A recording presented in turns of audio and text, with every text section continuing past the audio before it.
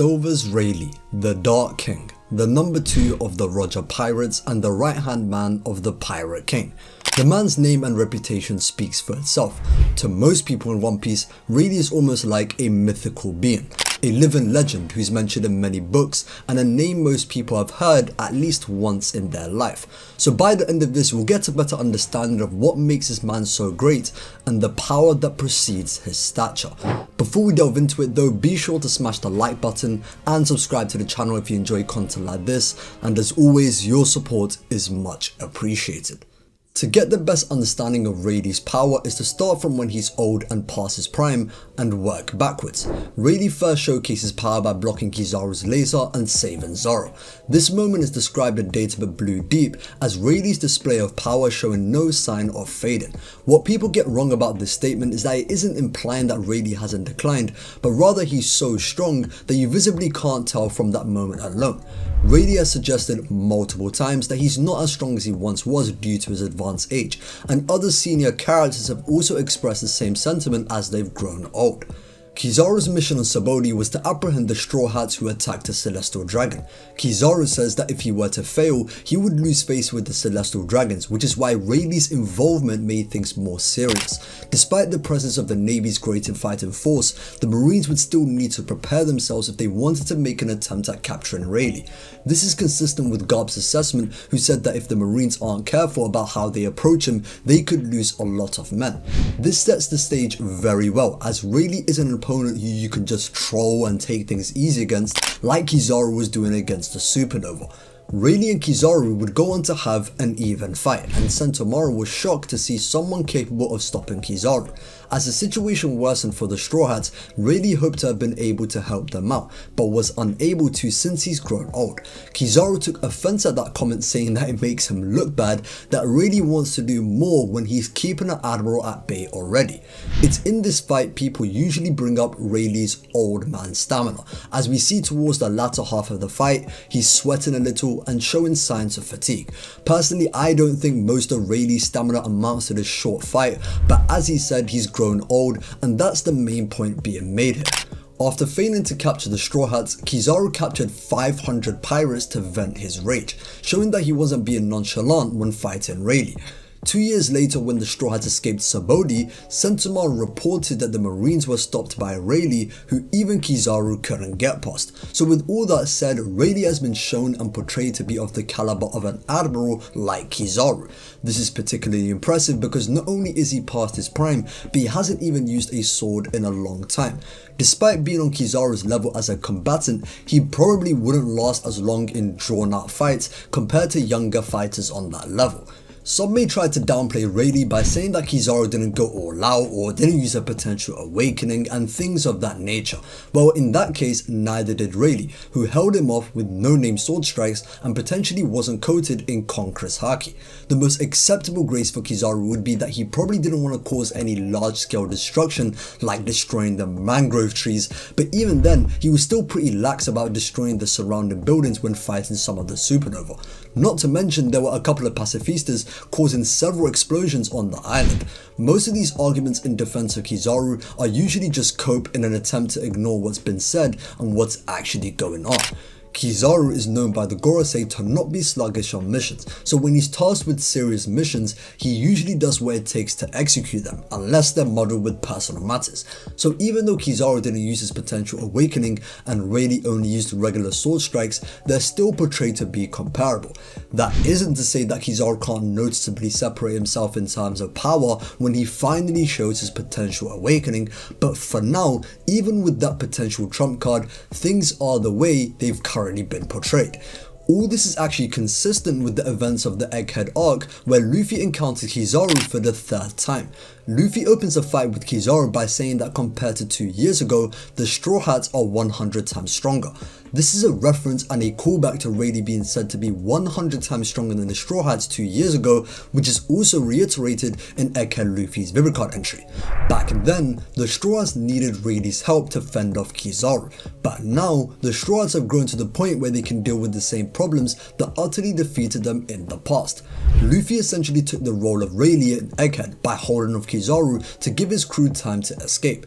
Even though Luffy and Rayleigh both fought Kizaru, there's a big elephant in the room with this comparison, that being Kizaru's mental state. In both cases, Kizaru is on orders from the higher ups. However, in the case of Egghead, personal matters are mixed into it as he was tasked with eliminating a friend. Wavering is a sign of weakness, so Kizaru's heavy heart meant that he couldn't fight at his best. Kizaru's Vivicard entry reiterates this narrative as he voices his mission out loud in an attempt to find his resolve despite his torn state of mind. It's further stated that Kizaru's mind was pushed to its breaking point after eliminating Vegapunk, which are the deep wounds he speaks of after being sent flying back to the marine ship.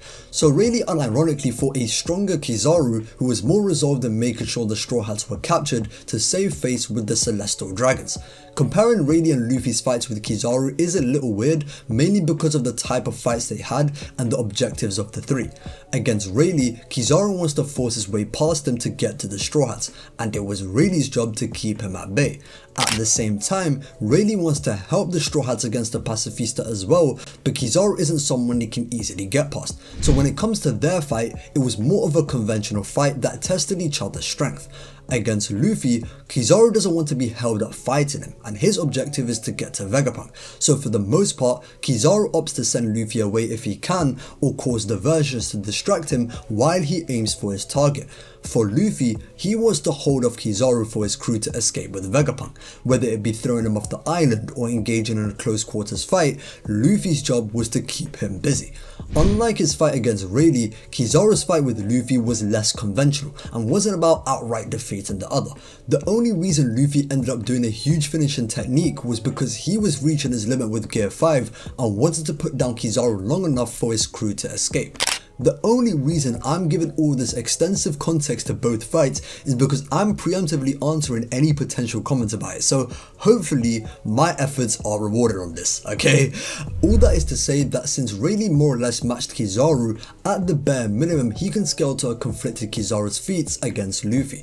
Kizaru was able to scrap with Gear 5 and endure several named techniques, including a Conqueror's Haki coated White Star gun straight to the head. These Conqueror's attacks are strong enough to deal heavy damage and knock down endurance monsters like Kaido.